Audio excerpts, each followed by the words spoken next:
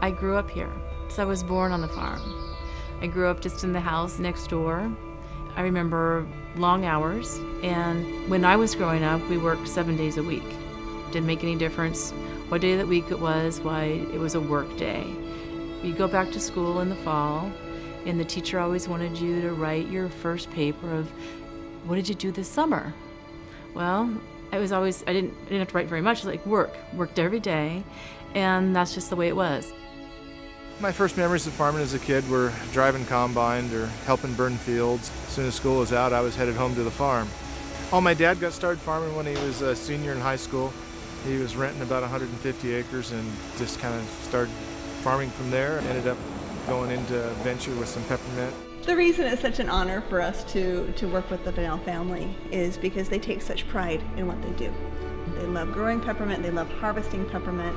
You look at this distillery. This is a state-of-the-art distillery. You won't find anything like this anywhere else in the world. They understand everything that's going on from start to finish. As soon as the trucks start bringing in the tubs, we just watch for when they're gonna hook them up and make sure they get the steam going. When the steam comes up to pressure, we've got different buttons here to regulate the steam.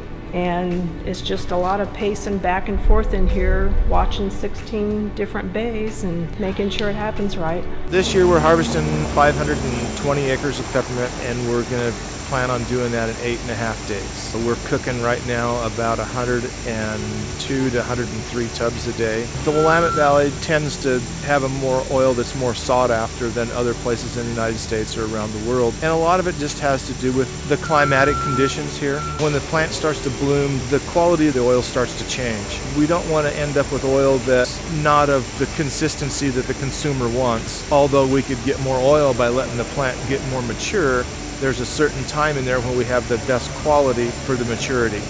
Because of the care they put into their fields and making sure they're free of weeds, we get the finest peppermint in the world. We want to be the best in whatever it is that we're doing.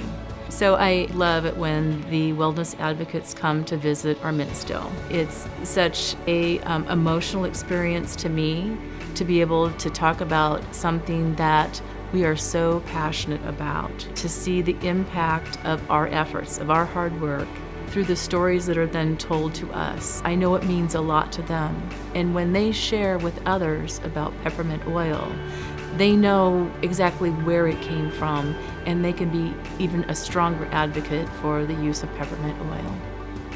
And you think, wow, we really are making a difference.